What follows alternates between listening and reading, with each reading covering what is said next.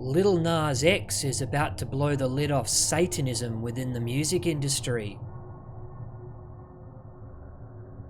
May God have mercy on his soul.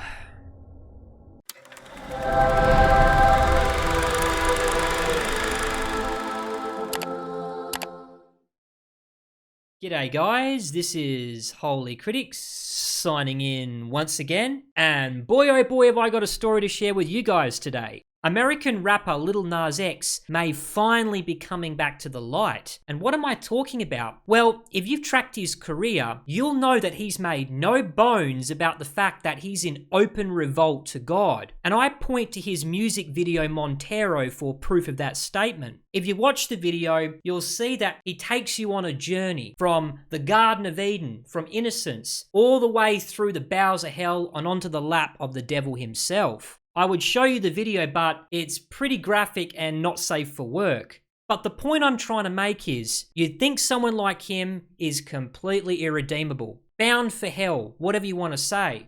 But not necessarily so, because if you see what he's been posting on his social media accounts of recent times, you'll know that the needle is starting to turn.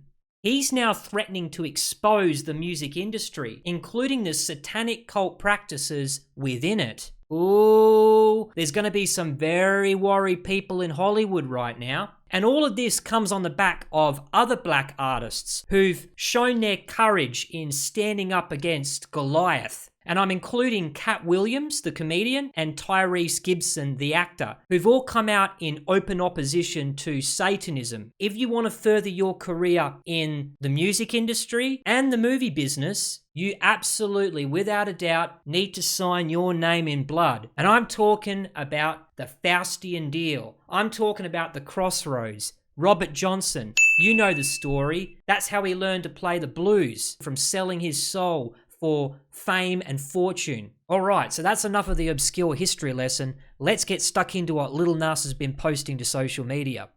He first posted a series of unexpected images to his Twitter account a couple of days ago. And the reason I say it's unexpected is because the last place you expect Lil Nas to perform is a Christian church. So here you've got a Lutheran church, you've got a Baptist church with his name attached to the billboard, and you've got a Memorial Congregational Church. So what is he playing at here? Is he mocking the church? It's now the devil's? What is he going with here? Well, then he started posting some more cryptic messages on his TikTok account, and these get even more bizarre.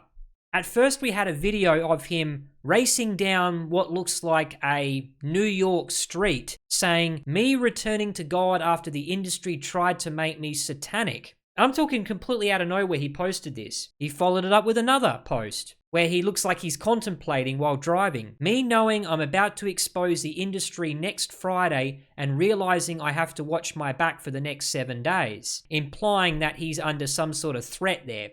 "Me releasing music independently next week because my label doesn't want me to make gospel music anymore." So there's the tie-in. He's claiming that he wants to go back to gospel singing, except the record label opposes it, and thus for some reason he has to make his music independently now.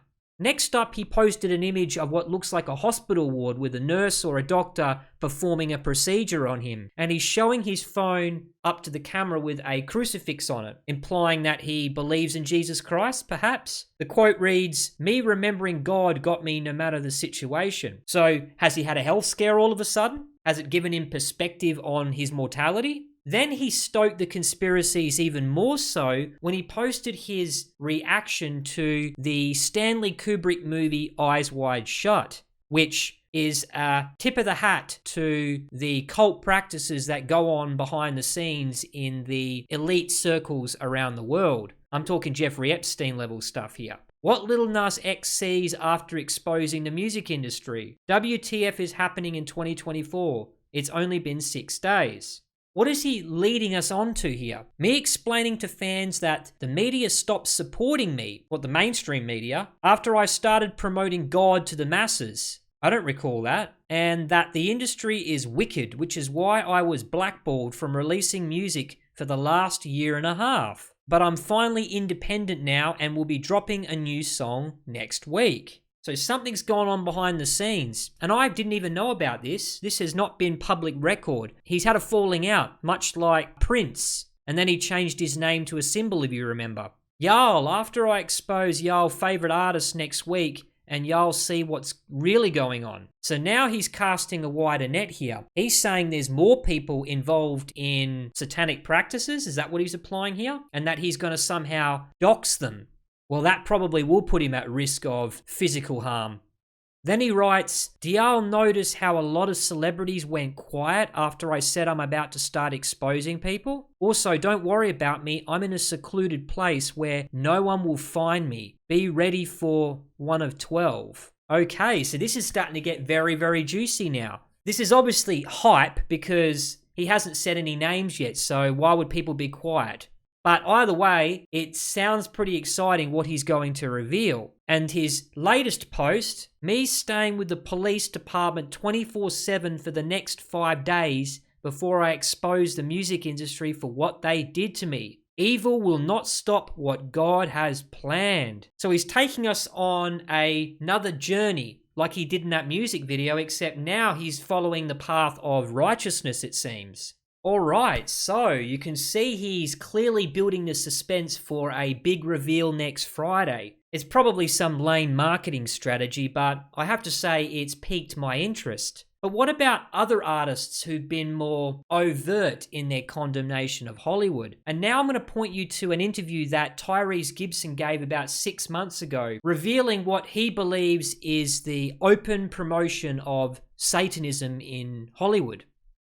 As much as I'm supposed to be promoting this movie and talking about my album, I just feel like we're in competition right now because they are trying to normalize the devil. They are trying to the devil is on the main stage at award shows and in every video and signs and symbols. That's actually quite a good point he makes there. Lil Nas X, he's just treading a well-worn path for what he thinks is success. He doesn't have the absolute view, which is that there is no greater prize, there is no greater worth than that relationship you have with Christ. It's like you're born into royalty and you sell out for a bottle of Jack Daniels. It's farcical. The devil can't give you any talents. He can't give you any gifts you hadn't already been given. This is the farce. I don't understand. Money is worthless. You've seen inflation, and yet people slave and they serve it, you know?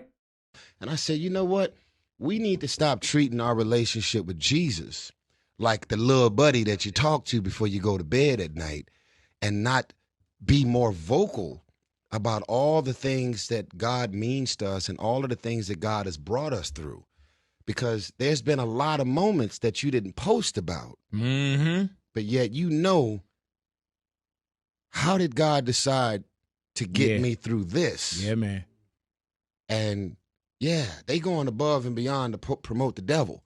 And it's pissing me off. Pissing me off too, actually. Because the devil worshipers used to be real secretive, going down in the basement, this secret world. Now they just they on the device too. Yeah, Believe that. Yeah. I do want to come back and I want to talk to you about Fast 10 as well. Oh, of course, the host has to bring him back to the banality of a stupid movie he made.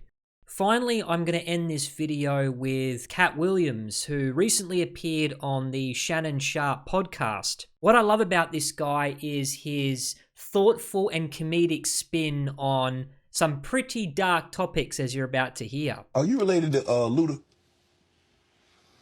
No. So there was a crossroads where we were both invited to an Illuminati thing. And it had to be one or the other of us, and decisions had to be made. So it was both of us, we were equal. One of us had to cut off all their hair and couldn't do the sideburn thing no more with the points. And the next person, they said, was going to get $200 million because they were going to pay him $10 million a movie to do 20 movies. And that's how the conversation happened. One of those persons turned out to be Ludacris, and the other person turned out to be Cat Williams. Now, one person ended up with a light-skinned, ugly-faced wife that's never done it. Remember I told you that if I say that, it applied to 7 people? Yes. It's part of what they give you. Okay? I didn't get it. I'm not mad about it. How much money they give? 200. Sir, Fast and Furious is on what number right 10. now? Didn't Tyrese Gibson just star in that movie? Did he have to make the same deal? Because he professes his belief in Jesus Christ, and then you've got another guy who's in the same cast and crew as him who made this deal that Cat Williams refused to do. Interesting dynamic there. 200 million, I might be getting me one of the more women look the same. That's what they all end up saying at the end of the day. Kevin told you he wasn't going to wear no dress until they offered him the dress, and then he put it on. And what did he say after he wore it? I made my own decision. Duh. But you didn't make it before they brought it up, did you? Well, there you have it, guys. You don't get to make the final decisions when you sign that deal. They tell you what to do. If it's to put on a dress, you better bloody well put on that dress. You've got to uphold your end of the bargain, remember? Thanks for watching today's video. I hope you found it illuminating. But either way, enjoy the rest of your day, and this is Holy Critic signing out.